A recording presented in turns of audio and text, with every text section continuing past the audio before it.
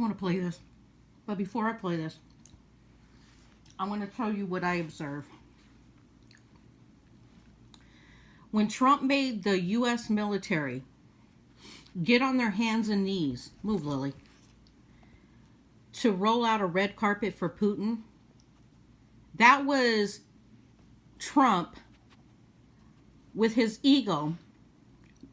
Well, not only disrespect, because I made a video about it, the disrespect to the United States troops, but it was a message to Putin saying, I have the military wrapped around my finger. I have them wrapped around my finger, so much so that I can make them bow down and roll a carpet out for you. That's the message he sent by making the troops do that to Putin. But let's listen.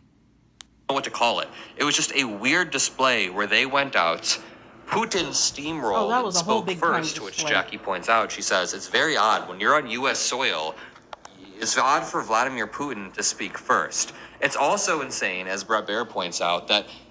It's not odd. Putin has dirt on Trump. Putin has some serious dirt on Trump. So, if you notice, if anybody has something over on Trump, he'll sit quiet. He sat quiet when Elon Musk was in the White House speaking for him in the first few weeks of his presidency, because Elon paid for his presidency and stole the presidency by tampering with the votes electronically. So yeah, when anybody has something on him, he's going to keep quiet like a cucked ass pussy, male pussy, I should say bussy, on the sidelines. That's what Trump does. Trump is not this alpha male.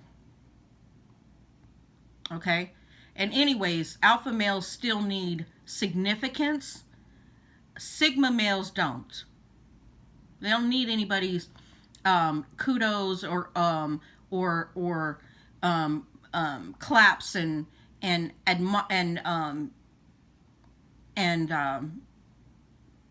don't even know what the word I'm looking for. I'm so pissed off. I'm not even lying.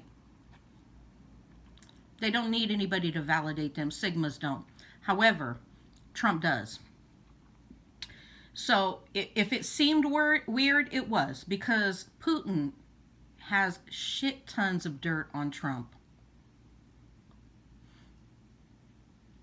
To me, this is my personal opinion about observing body language, energy, and all that. Trump is treasonous, and he sold the American people out. Vladimir Putin essentially said, that NATO needs to not interfere in this. Just wild. Let's check out this clip. By the way, make sure you drop a like on the Adam Mockler channel. Make sure you subscribe to the feed. And you can find me in Omaha, Nebraska on August 23rd with Senator Elizabeth Warren. Just click the top link in the description. Hey guys, this is Senator Jon Ossoff in Georgia, and please hear me out because I'm the only Democratic senator up for re-election. Omaha, Nebraska on August 23rd with Senator Elizabeth Warren. Just click the top link in the description below. I think you and me both, Brian, and everyone else in this room was also surprised. We were told that we were going to have an opportunity to put questions to both leaders after a joint press conference in the event that the meeting went well enough that they could set the stage for a second.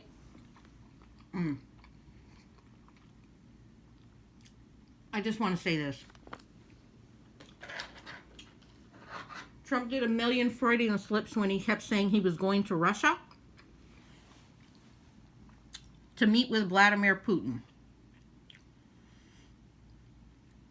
So, initially, Alaska was owned by Russia, and then it was sold to the United States. So my question is, was the secret deal him telling Vladimir Putin he'd give him back Alaska? Huh? When I tell you that this man is treasonous, I'm not lying.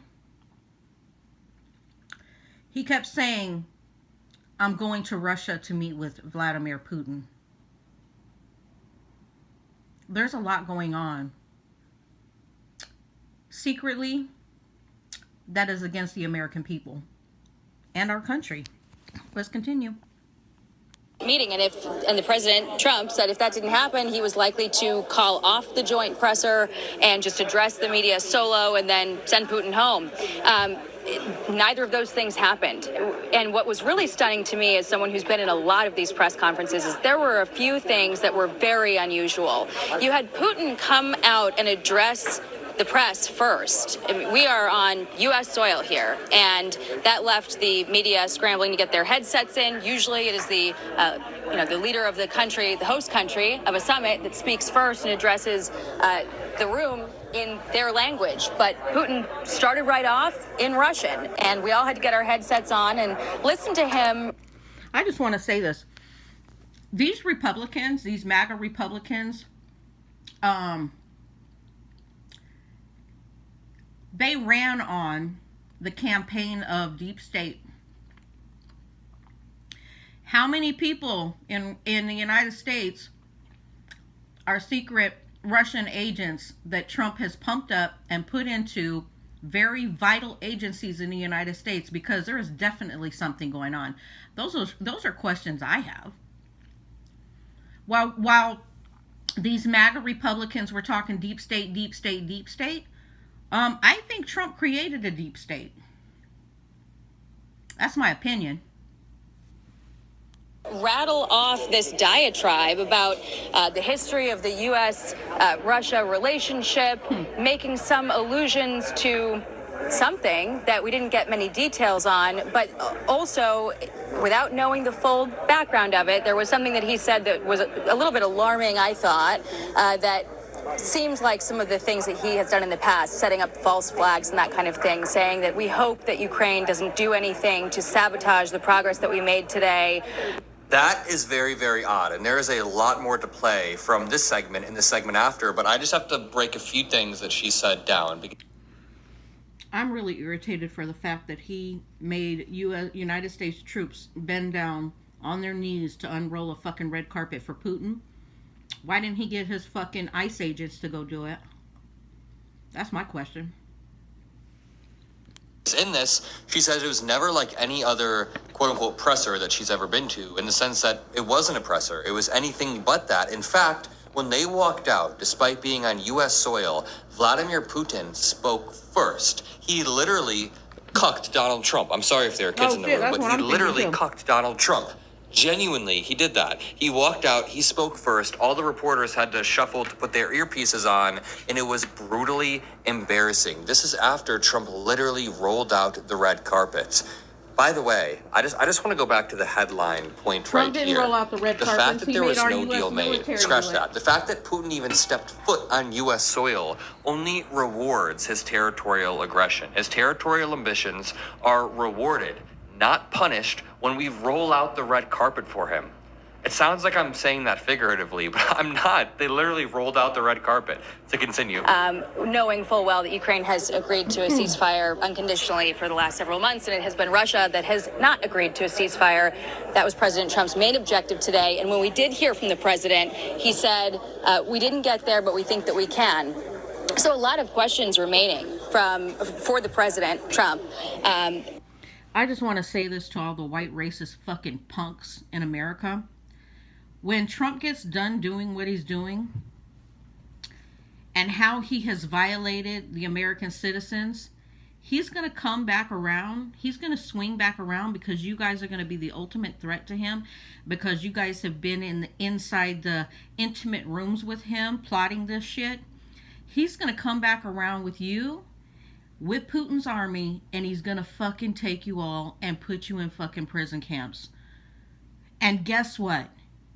You'll deserve it. Not just about what was discussed in that room and what might be happening now, but also how that all happened back there. All right, there are more clips to play. It gets even worse, but you know it's bad when Fox News didn't even have the time to spin. Right after this segment, Ted Cruz came on and tried to lie and say it was a win, but it doesn't really No go too fucking well. win. We'll get there, but really quickly, someone said on Twitter, White House officials state that the luncheon between U.S. and Russian delegations has been canceled, adding that President Trump will immediately return to Washington. And Jason Brodsky kind of shoots down the right-wing argument that this went well and says, short statements, no questions. Hi, I'm Mark Elias, a lawyer for the Democrats, and I need your help to join me in standing up against Donald Trump.